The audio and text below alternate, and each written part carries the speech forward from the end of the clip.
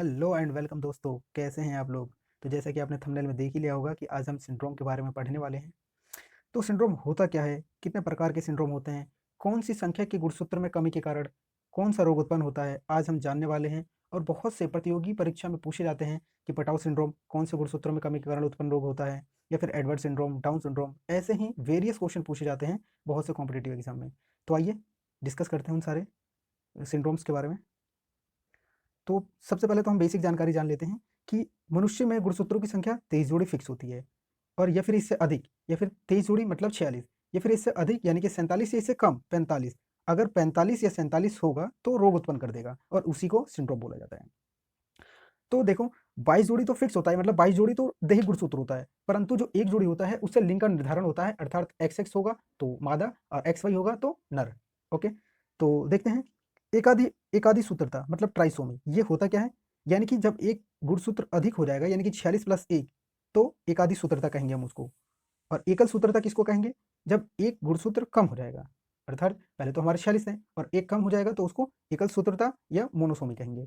ठीक है, अब देखिए, इस प्रकार के एकादि सूत्रता या एकल सूत्रता से दो प्रकार के रोग उत्पन्न होते हैं, या फिर कम होगा या फिर ज्यादा होगा तो उससे रोग उत्पन्न कर देंगे, वो रोग उत्पन्न कर देंगे।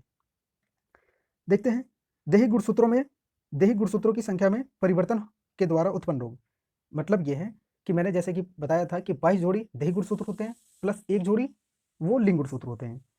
तो जब 22 जोड़ी में जब परिवर्तन होता है तो कौन कौन से रोग उत्पन्न होते हैं, पहले पटाउ सिंड्रोम, दूसरा एडवर्ड सिंड्रोम, तीसरा है डाउन सिंड्रोम।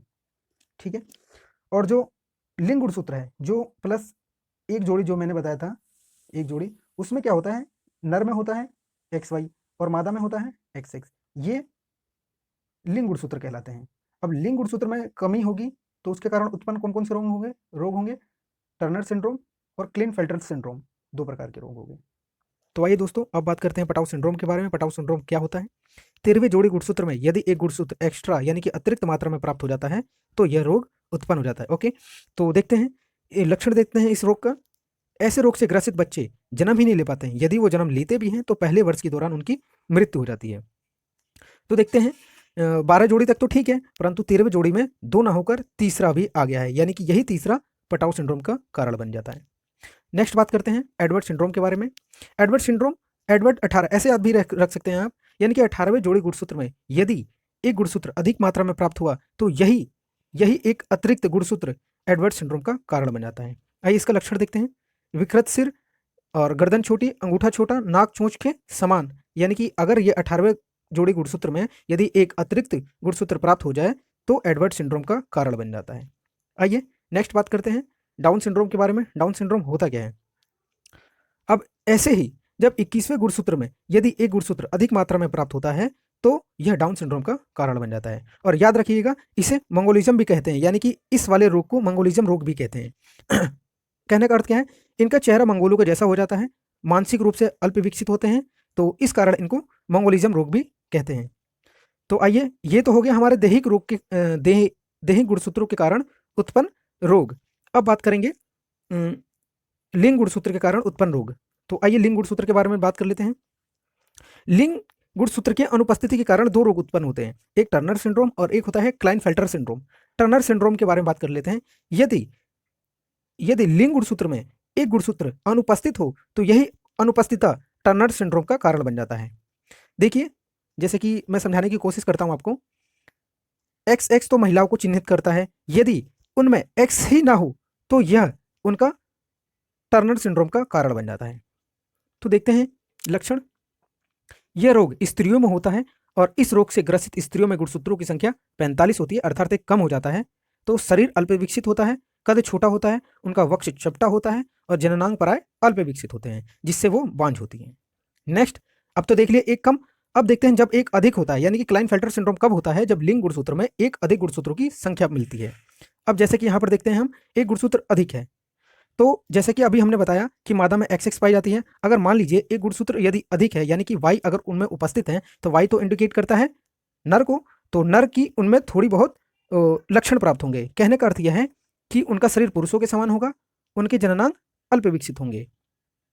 ये तो कर लिया हमने मादा की बात। यदि मादा में उत्पन्न होगा तो, यदि यही यही क्लाइनफेल्टर सिंड्रोम यदि नर में उत्पन्न हुआ तो क्या होगा, तो देखते हैं एक्स वाई, जैसे कि ये नर को इंडिकेट करता है।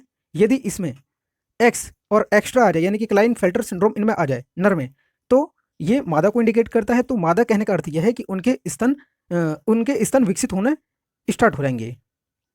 तो इस प्रकार हमने देख लिया, यानी कि देही गुणसूत्र के कारण उत्पन्न रोग और लिंग गुणसूत्र के कारण उत्पन्न रोग। तो आइए देखते हैं इनको विस्तार से। एक हमने वैसी ट्रिक बनाया है, मतलब कि आपको याद रखने के लिए, जैसे कॉम्पिटिटिव एग्जाम में पूछ लिए जाते हैं तो आपको याद कैसे रखना है। तो आप सिर्फ एक ही चीज़ याद रखिएगा, पेड तक। ओके, पेड तक कहने का अर्थ यह है कि पी मतलब पटाउ सिंड्रोम, ई मतलब एडवर्ड सिंड्रोम और डी मतलब डाउन सिंड्रोम।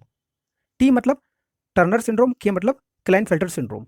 अब देखते हैं, आपको सिर्फ ये याद रखना है 13, 18 और 21। ओके, 13 मतलब कि 13वें गुणसूत्र में एक कमी के कारण उत्पन्न रोग, और सॉरी वृद्धि के कारण उत्पन्न रोग, और 18 में एक 18 यानी कि 18वें जोड़ी गुणसूत्र में एक अधिक जब गुणसूत्र प्राप्त होगा तो ये एडवर्ड सिंड्रोम का कारण बनता है। और 21वें गुणसूत्र में यदि एक गुणसूत्र अधिक होगा तो ये डाउन सिंड्रोम का कारण बन जाएगा।